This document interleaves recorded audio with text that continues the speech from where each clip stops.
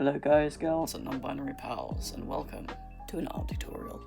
We don't do videos like this very often, so this might be a little messy. Apologies in advance.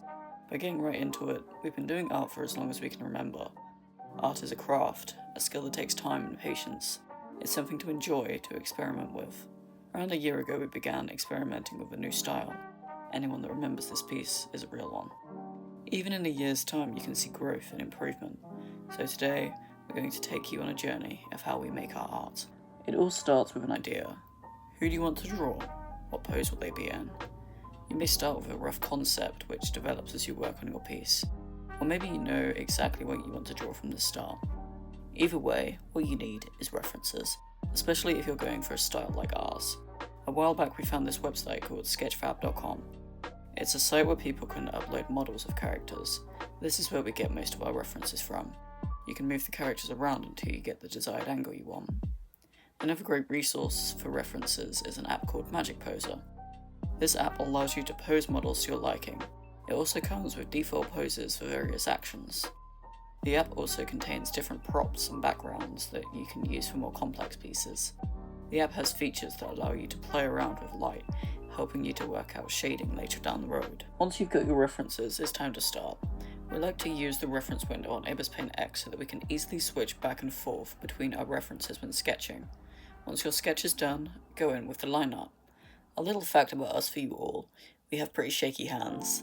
The line art is probably one of the hardest parts for us for that main reason. After you're done with your line art, select the flat colours from your reference using a colour picker. We find it easier to use a lighter colour as the base colour. You then select what area you want to shade first, and using your references, start shading. Before we start this next part, these are the main brushes we like to use as of now. We still are experimenting with this style, and the brushes we use may change in the future. Now you may notice our colours are slightly different to the model accurate colours. We use this as a rough reference when rendering. We find slightly adjusting the darker and lighter colours in comparison to your base colours helps make the art pop more. After doing the shading, we go in on a new layer with our clay brush. This brush is a lot lighter than the colour you use, so we go in and change it with a hue saturation filter. Once the clay layer is to our liking, we lower the opacity to around 10 to 20%. Doing this helps us get a more rugged looking texture. Once you're done with your shading, alpha lock your line art layer and slowly change the colour to match the inner colours. This is probably one of the most tedious parts of the process, but it makes a big difference with the final piece. After you've done your background, line art and rendering, you can add overlays. We like to add a dark overlay to add a more ominous touch to our art. After all that and about 2 hours work, we ended up with this. This piece is made for one of our Countdown to Garden of Banban 8, hence the text on the right. Now, on to tweening. We are far from perfect at tweening. It's a style of animation we are still learning, but it's one we enjoy so far. We do our tweening on QCut Pro, so this part of the tutorial will be for that app alone.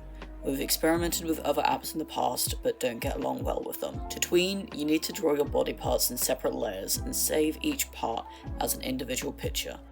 The more movement you want, the more parts you'll need. Our most recent tweening animation required 6 different parts: the head, the body, the whites of the eyes, the pupils, and the lower and upper eyelids. When drawing the different parts, you'll need to make sure there are slight overlays to the different body parts. If you don't, the animation will look slightly janky. Once you have all your parts, add each to your project on different layers. The first layer should be your background, with the last layer being the topmost part. Our top 2 layers are a dark corner overlay and a dust layer that slowly moves across the screen. It's easiest to use the custom transition method so that you can adjust each movement to your liking. After you've moved the part to where you want, add another transition, moving it back to the initial position. When that's done, you select your first transition and copy it using this tool. Do the same with the reverse transition until the full time of the image is covered. You may have to adjust the timing to make it fully fit the time frame. Once that's done, copy and repeat with your other parts where required until you're happy with the results. This process can be tedious at times, but as a whole we find it to be very rewarding, especially when watching the final product. And with all of that, we've reached the end of the video. I hope you all enjoyed this and that this tutorial helps at least one person. If you enjoyed this video and our art in general, be sure to leave a like and follow us for more. Here are our other socials, with TikTok being our main platform. Thank you all for watching, and we'll see you next time.